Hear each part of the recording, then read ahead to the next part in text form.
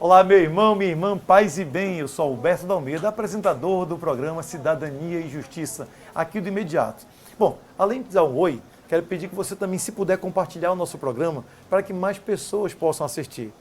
E hoje, olha só, vamos mudar um pouco. Normalmente nós estamos com aquelas matérias criminais, são roubos, são furtos, é latrocínio. O Eudógio faz muito bem isso aqui no Imediato, né?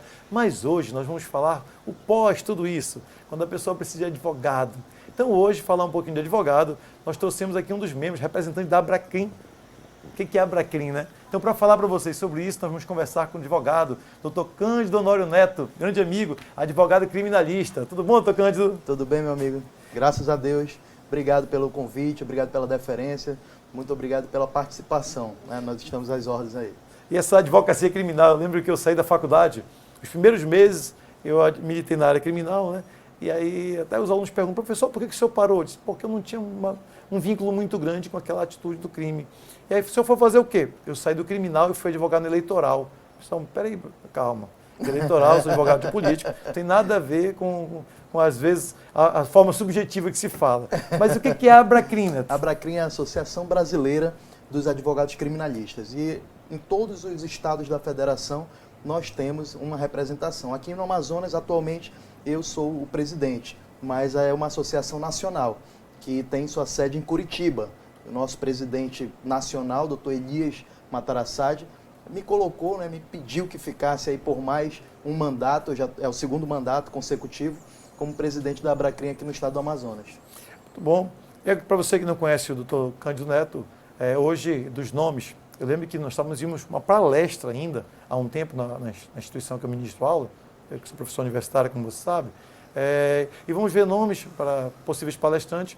E aí se falou do professor Félix Valois, que foi nosso professor, né? Sim. Félix Valois, professor nosso, onde nós estudamos, e de repente um professor levantou e disse, não, mas espera lá, temos também a nova geração. Ele disse, um dos advogados criminalistas do Amazonas, eu não gosto de colocar o melhor, mas foi tratado, né, o de maior hoje, de maior representatividade para aquilo que no passado foi o professor Félix Valois, o doutor Cândido Honório Neto. Eu digo, pô, foi colega de faculdade, é uma honra poder hoje estar com ele aqui, quer dizer, um nome muito forte da advocacia criminal no nosso estado e que hoje está podendo conversar conosco. Bom, e para falar em conversar, como é que funciona hoje a vida do advogado criminalista no Amazonas? Nós estamos tendo mudanças, né? Audiência de custódia, muita... De 5 anos para cá, Alberto, nós tivemos várias mudanças, né, na legislação. Então, não só a audiência de custódia um pouquinho antes, ali instituída pelo ok? Tudo certo, né? Então, o CNJ, através da Resolução 213, instituiu a audiência de custódia. E essa audiência de custódia, muitas pessoas falam sem ter conhecimento do que se trata exatamente. Muitas pessoas, inclusive o senso comum, é de que essa audiência de custódia ela serve para colocar bandido em liberdade. Não é bem assim, né?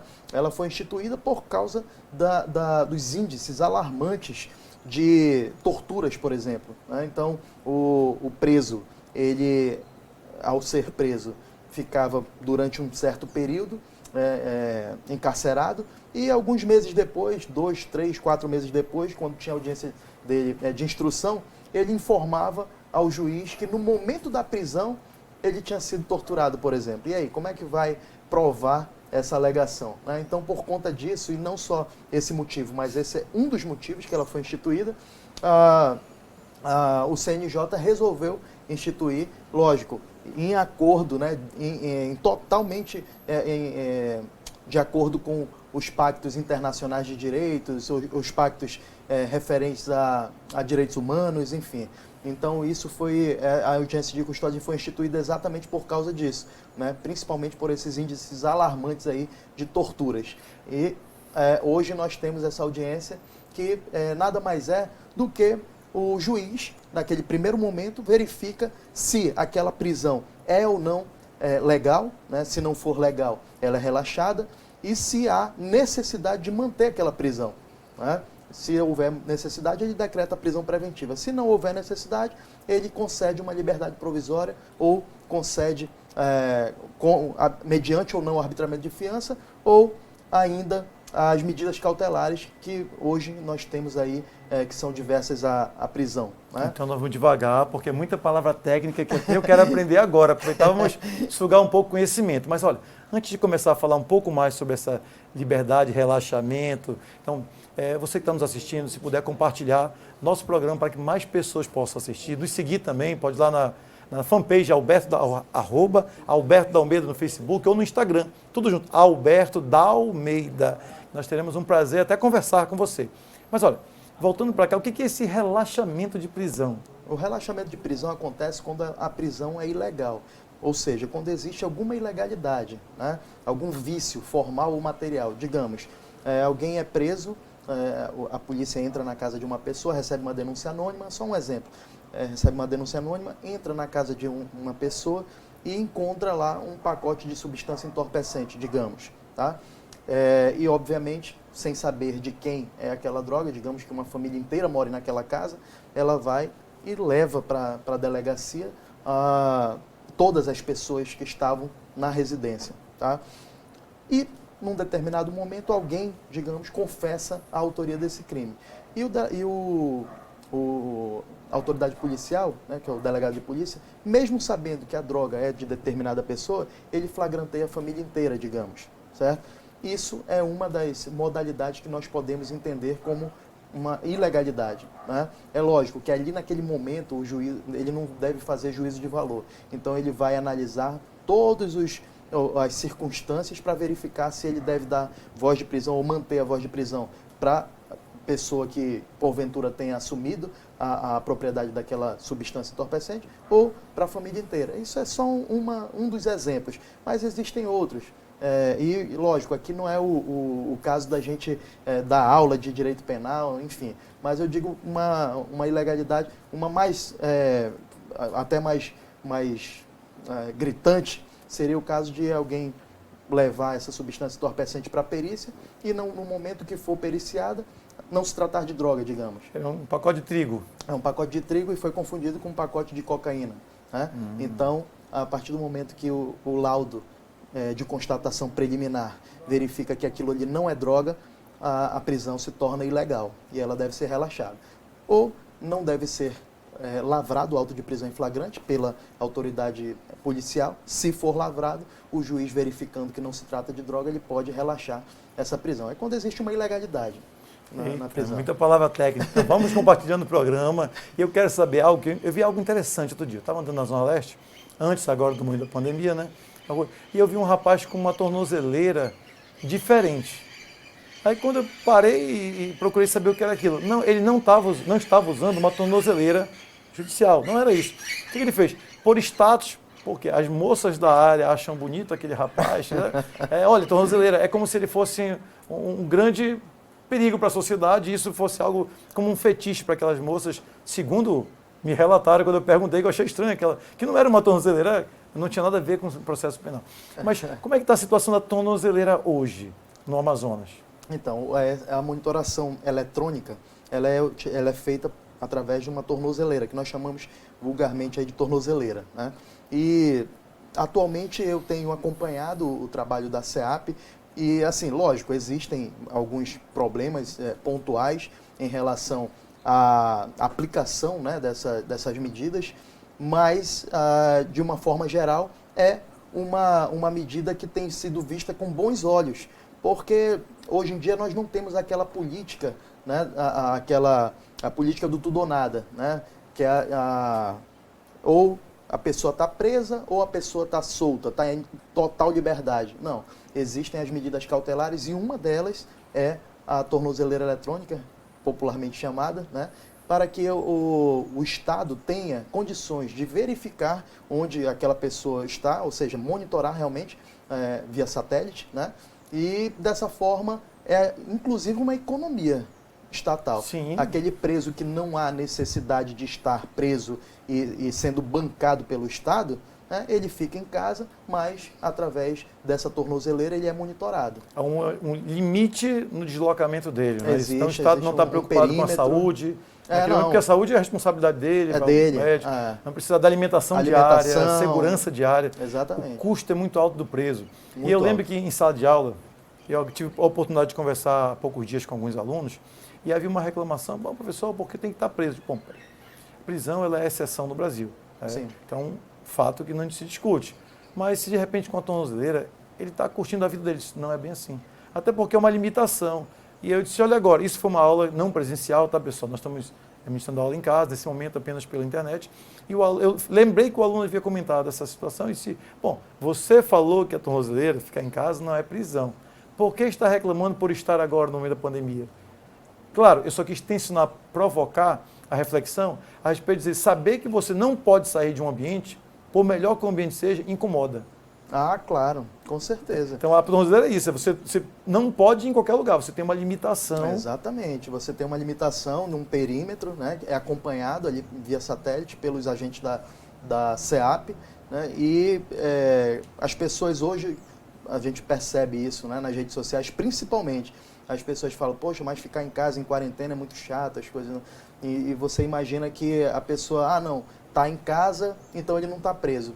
E pelo contrário, ele está preso. É uma prisão domiciliar, né? Existe a prisão domiciliar em casos de pessoas que estão com doenças graves ou quando são imprescindíveis aos cuidados de pessoa com deficiência ou menores de 6 anos, enfim. Então a lei permite que essa pessoa fique em prisão domiciliar ou através desse monitoramento, que é uma das medidas cautelares, e nós percebemos hoje o quanto é desagradável ter que ficar em casa sem poder sair, né? Como essas medidas aí que foram adotadas pelo decreto governamental. E, lógico, a gente sabe da importância desse isolamento social para tentar conter essa curva, né, do coronavírus, e nós estamos sentindo um pouco do que é isso, né? Eu vejo muito nas redes sociais as pessoas falando, não, agora soltou os presos e a gente fica preso em casa, né? A sociedade, o cidadão de bem fica preso em casa. E aí as pessoas fazem um pouco de confusão, principalmente nas redes sociais, em relação a esses institutos, né? Pois é. Mas nesse caso, olha só, nós não temos o advogado para resolver nossa situação agora. Mas o cidadão que está preso, né, que está no cárcere, como é que está hoje a situação desse advogado? Ele tem acesso ao contato com o preso? Tivemos há poucos dias mais uma rebelião no Amazonas. Então, como funciona o advogado? Ele consegue ter acesso ao preso? Graças a Deus, essa rebelião não teve óbitos, né? Nós não temos notícias de pessoas que foram, que vieram a óbito, graças a Deus, mas algumas pessoas foram lesionadas, ficaram feridas, enfim. Mas o que acontece em relação ao advogado? Tá? Nós sabemos, nós que somos advogados, nós sabemos que somos imprescindíveis, né, essenciais à administração da justiça, mas sabemos também, e isso é uma prerrogativa nossa, inclusive, ter audiência pessoal e reservada, entrevista, né, com nossos constituintes, quando estão presos. Eles não podem, ainda que forem considerados incomunicáveis, eles têm que ter acesso ao seu advogado. Mas atualmente não é isso que está acontecendo. Por quê? Por causa de pandemia, por causa de rebelião, inclusive, né? Enfim.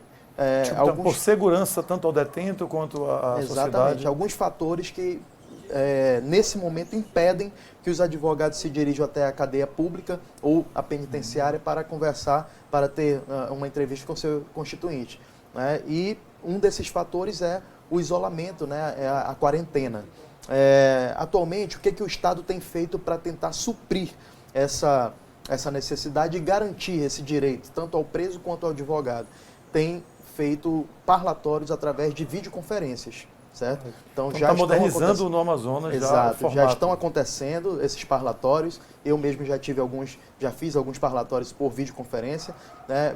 Muito rápido, muito prático, econômico, inclusive, tanto para o Estado quanto para o advogado, e garante os direitos do preso e garante as prerrogativas do advogado também. Então eu penso que é uma boa medida aí, que deve ser adotada não só agora nesse momento de isolamento, mas para o futuro deve ser também adotado pelos advogados que não têm interesse de estar indo nas cadeias todos os dias. Então, para quem está nos assistindo, não sabe o que é parlatório, é aquele local onde a pessoa, no caso o advogado, ele faz... E filme americano coloca muito aquele vidro, pega um telefone de um lado, detento do outro lado, e os dois conversam pelo telefone. Em algumas cadeias aqui em Manaus também são assim. Com o telefone. Através do vidro, com o telefone ali, sem contato físico com o preso. Então, esse é o parlatório que o doutor Neto acabou de explicar, né?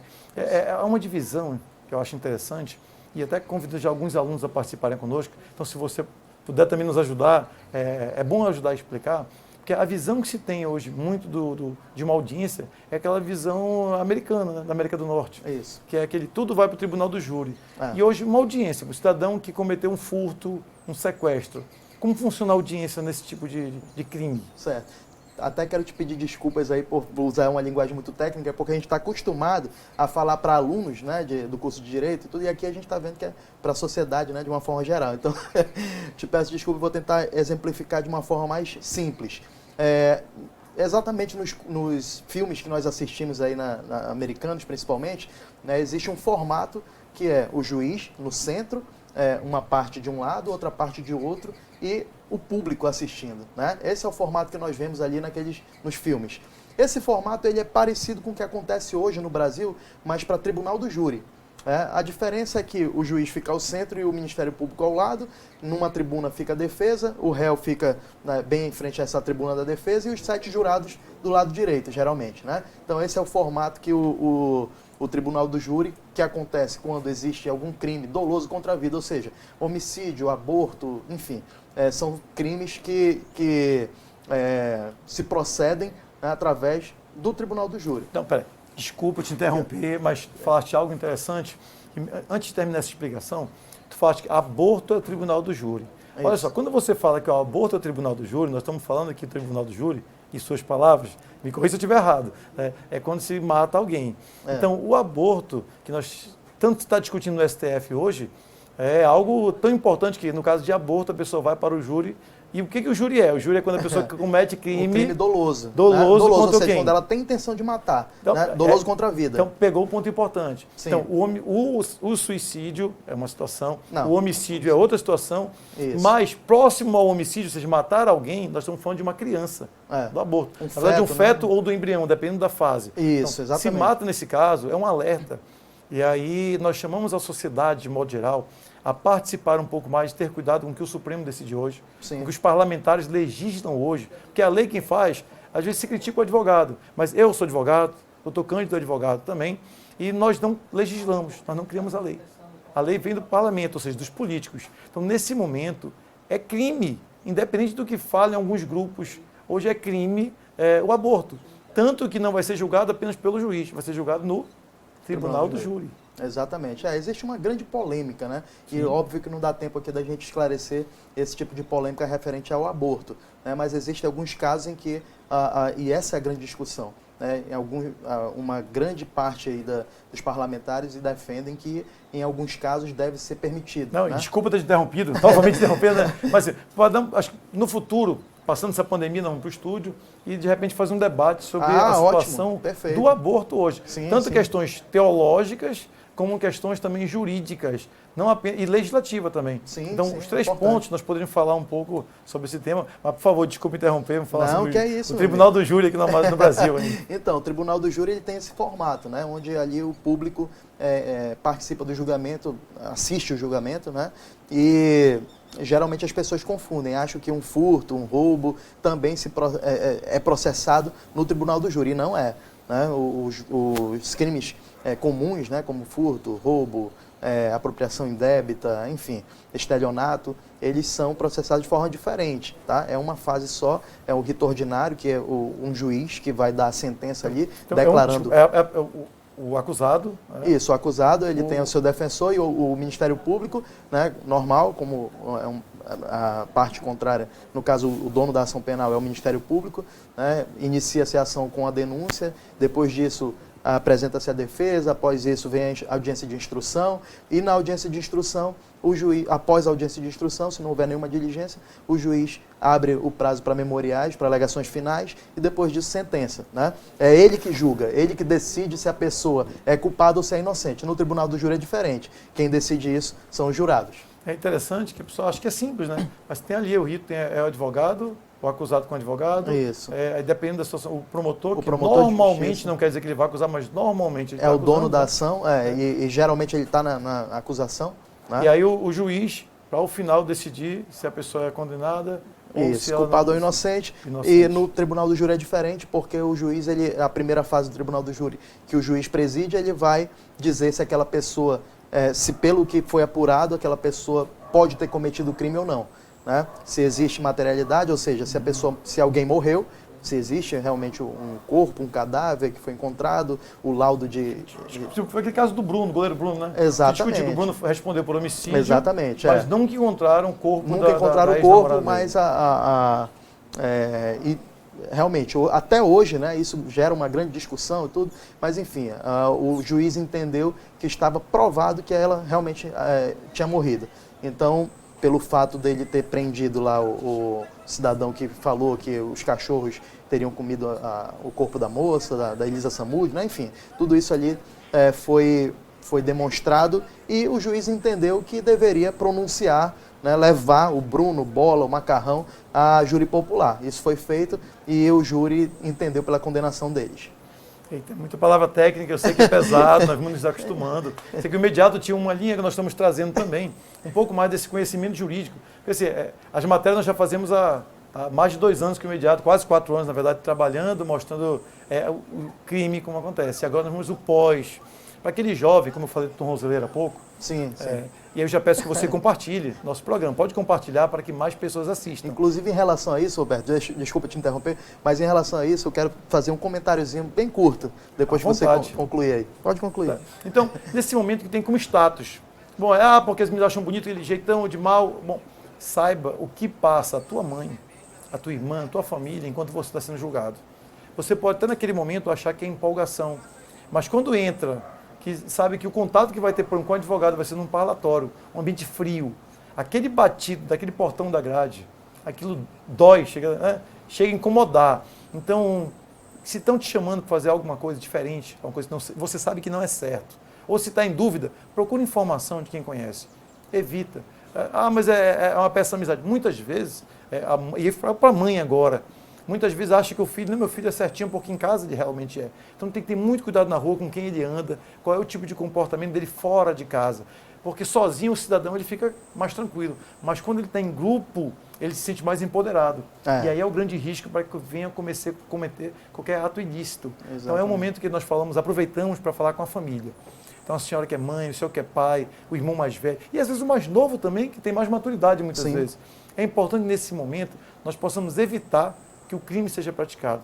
Ou, quiçá, começar a ter atos que não são moralmente falando aceitáveis. Exatamente. Porque ninguém começa assaltando um banco. Não, o crime ele vem progressivo, né? Com começa certeza. achando um documento que não é seu, um dinheiro que não é seu, aí, não é meu, vou gastar. Achado não é roubado.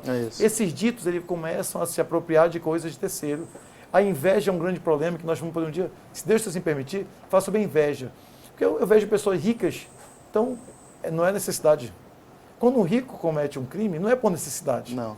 Sabe por quê? Você tem inveja de querer uma casa melhor, um carro melhor, uma viagem melhor. Então, o crime ele não está necessariamente ligado à condição financeira. Pelo contrário, é muito mais uma questão psicológica e emocional que está levando para um caminho que provavelmente vai causar dor em uma outra família. Se vier um caso de homicídio. E no roubo e no furto também sofre a família. Imagina um cidadão que passa 5, 10 anos trabalhando para comprar um carro. Aí o outro se acha no direito vai e furta esse carro. Complicado. Alberto, só esse comentário que eu te pedi aqui, esse tempo eu acho que é um tempo precioso aqui que a gente tem e o seu público é muito seleto, né? Então, assim, o importante para a gente analisar a situação da criminalidade no Brasil, Alberto, não é pura e simplesmente verificar a questão carcerária, por exemplo. Isso já é a ponta do iceberg. Nós temos que ir mais profundo nesse debate. E como é que nós vamos mais profundo nesse debate? Começa lá, a palavra de Deus, ela fala lá em Provérbios, isso que você acabou de falar. Se afaste das más companhias. Se alguém te chamar para ir derramar sangue inocente, não vá.